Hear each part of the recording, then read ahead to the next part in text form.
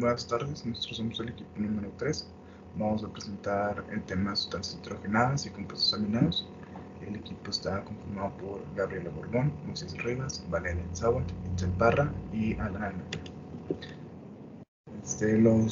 Las sustancias nitrogenadas y compuestos aminos en el metabolismo secundario de los animales representan una escasa proporción del nitrógeno. Los metabolitos en general los podemos encontrar en proporciones muy bajas. En los animales, los metabolitos secundarios sirven como armas competitivas, es decir, que son sustancias químicas que aportan susceptibilidad de los animales para poder contrarrestar el ataque de bacterias, hongos, protozoarios como las amebas, algunas plantas, algunos insectos y otros animales entre sí. Los metabolitos secundarios también son transportadores de metales, ya que algunas de estas moléculas pueden capturar metales y transportarlos dentro de la célula. También los metabolitos animales son agentes de simbiosis entre algunos microbios, algunas plantas, nematos, insectos, ya que funcionan como moléculas señalizadoras. También los metabolitos de animales secundarios resultantes de compuestos nitrogenados funcionan como hormonas sexuales. También son efectores de la diferenciación. La diferenciación la podemos entender como una diferenciación celular. Es cuando una célula empieza a secretar sustancias de señalización para las células adyacentes. ¿Qué es un metabolito secundario? Un metabolito secundario es una sustancia que se encuentra en bajas concentraciones con un peso molecular adecuado, que no es esencial para la subsistencia celular, sino que es una de las moléculas que mejoran el rendimiento celular, es decir, que funcionan como coayudantes o alguna de las moléculas precursoras para formar sustancias más grandes. Los compuestos nitrogenados los podemos encontrar en las porfirinas, ya que estas son las que transportan metales, con las mioglobinas también. En los citocromos y las catalasas, todas estas tienen interacción con metales. También los podemos encontrar como en el catabolismo de ácidos nucleicos de las proteínas. También los podemos encontrar como subproductos o productos de desecho, como el ácido úrico, urea, bilirrubina y algunos de estas sustancias que se pueden secretar del metabolismo de alguna sustancia más grande. Existen varios compuestos nitrogenados que se obtienen de la agrupación de grupos amino a algunos carbohidratos, algunos lípidos, como son las galactosaminas, glucosaminas, esfingomelina y la lectina, que son los ejemplos más puntuales que se conocen de los compuestos nitrogenados. Provienen del nitrógeno, que es un elemento de la tabla periódica que tiene un peso molecular de 14 UMAS. Los radicales de nitrógeno los podemos encontrar en varias formas, como son las aminas, una amina primaria, secundaria o terciaria, dependiendo de sus radicales a los que están unidos. También podemos encontrar otros grupos funcionales, como son las formamidas, las amidas, las ureas o carbamidas, las cianimidas, hexametilfosfaminas, sulfaminas y nitramidas. Estas son las moléculas más biodisponibles que encontramos en los seres vivos. Esta es la forma en la que el nitrógeno tiene interacción en muchas de las formas de vida que sustenta este planeta. Muchos de los metabolitos secundarios, a partir de plantas y animales, provienen de estos grupos funcionales que contienen nitrógeno entre ellos. Algunos ejemplos de compuestos nitrogenados son pues la urea, que es un aldehído nitrogenado. Tenemos los compuestos, las bases nitrogenadas, la bilirrubina y la lectina, que son derivados de moléculas conjugadas con grupos nitrogenados, como las aminas. Ahora hablaremos de los compuestos heterocíclicos. Estos compuestos contienen átomos de al menos dos elementos diferentes en el anillo. Ahora, los compuestos heterocíclicos de nitrógeno contienen al menos un átomo de nitrógeno en el anillo. Los heterocíclicos de nitrógeno pueden ser aromáticos, saturados o insaturados. También se agrupan en función del tamaño del anillo, ya que el anillo está relacionado con sus características, reactividad y estabilidad.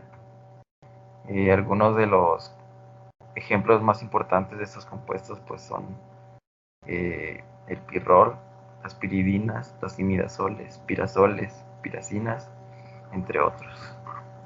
Un claro ejemplo de estos compuestos en el metabolismo secundario es el ácido antranílico. El ácido antranílico se biosintetiza a partir del ácido clorhídrico en organismos que son capaces de la síntesis de triptófano. Entre sus principales características está su uso como antiinflamatorio. A partir de este ácido antranílico se derivan las quinazolinas. Estos son alcaloides formados en microorganismos, familias de plantas y animales. Su anillo aromático, el átomo de carbono adyacente y uno de los átomos de nitrógeno se originan a partir del ácido antranílico. Resulta interesante que la especie Glomeris marginata, las quinazolinas son constituyentes de sus secreciones de defensa. Hola compañeros, yo les hablaré sobre los compuestos cianogénicos.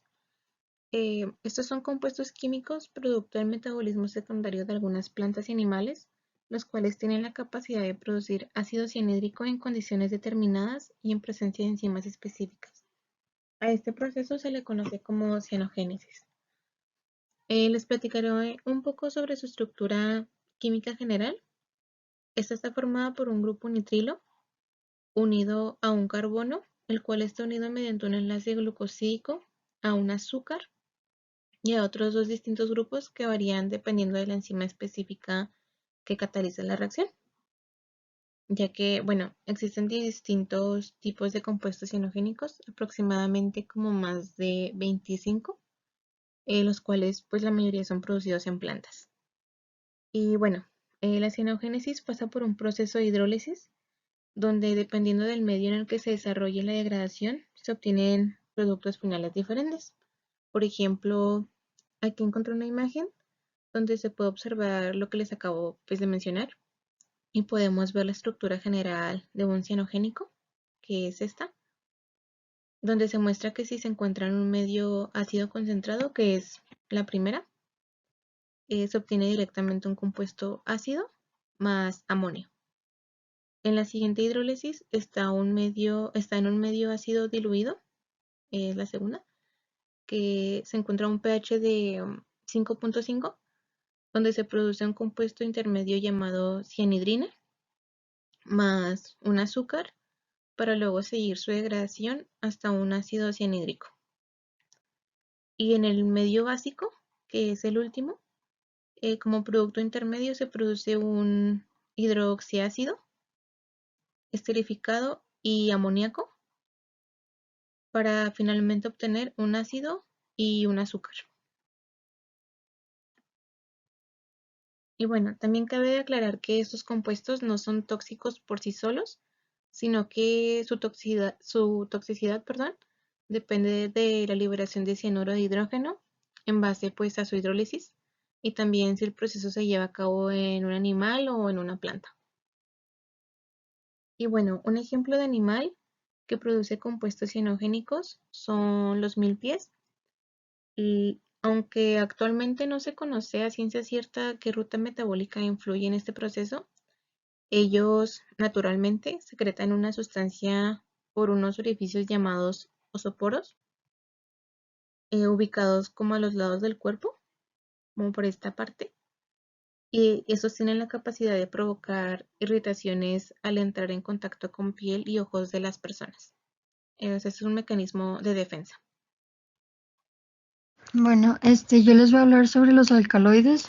Este metabolito secundario es un compuesto orgánico que contiene uno o más átomos de nitrógeno, generalmente en el anillo heterocíclico y con actividad fisiológica específica. Estas sustancias son de origen biológico y sobre todo de origen vegetal. Por lo general presentan un nitrógeno heterocíclico como amina primaria, secundaria o terciaria. Son particularmente activos en el metabolismo vegetal, funcionan como fuentes desintoxicantes en procesos de metilación. Los alcaloides bases son solubles en los solventes orgánicos, como el éter, cloroformo y prácticamente insolubles en agua. Sus sales, por el contrario, se disuelven bien en agua y son generalmente insolubles en los solventes orgánicos. Su extracción se puede hacer mediante un tratamiento con un solvente orgánico después de haber puesto en libertad la base y sus combinaciones por un alcali o bien haciendo actuar un ácido. Los alcaloides son tóxicos para el ser humano y animales al grado de causar la muerte. Pero un estudio realizado en animales domésticos pudo descubrir que los metabolitos secundarios de dietas mixtas pueden proteger mejor a los animales contra una variedad de parásitos, debido a que los parásitos pueden desarrollar resistencia a cualquier antihelmíntico. También es probable que lo hagan con un solo metabolito secundario. Cada uno de los taninos, alcaloides y terpenos tiene efectos antihelmínticos por diferentes mecanismos y pueden ser más terapéuticos contra los parásitos en combinación que solos. El uso de este tipo de sustancias para el beneficio humano es muy antiguo, pues algunos de ellos han utilizado por sus efectos analgésicos, vasodilatador o estimulante. Los metabolitos secundarios tienen gran potencial biotecnológico debido a que estos tienen una gran diversidad de componentes y múltiples actividades que son de gran interés en varias industrias, como son en la farmacéutica, de alimentos, cosmética, agricultura, etc. Varias de sus funciones se discutieron al inicio de esta presentación, tal como armas contra bacterias, hongos, plantas, etcétera, agentes transportadores de metales, hormonas sexuales, etcétera. Un ejemplo de una molécula nitrogenada de interés biotecnológico es la L-carnitina.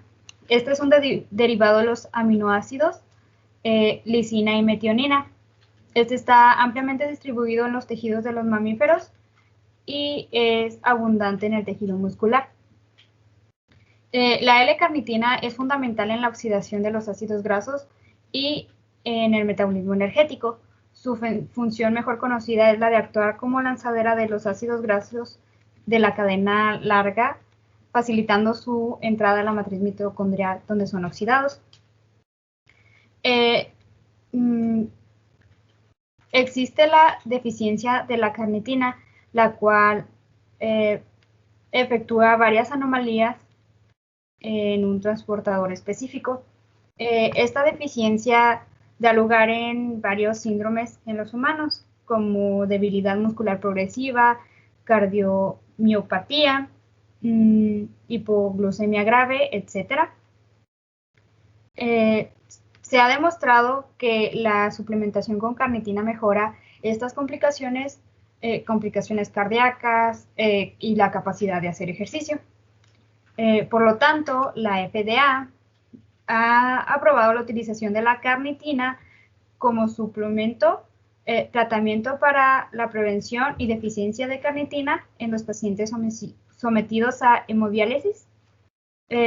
Incluso, de hecho, la L-carnitina en las recomendaciones internacionales de composición de fórmulas infantiles se recomienda obligatoriamente la suplementación con L-carnitina para alcanzar las concentraciones similares en la leche humana, ya que la L-carnitina es importante en los lactantes menores a 1 año.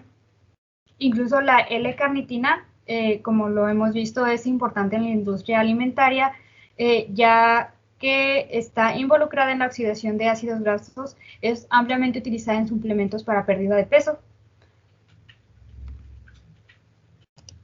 Esto sería todo por nuestra parte. Muchísimas gracias. Estas son nuestras referencias.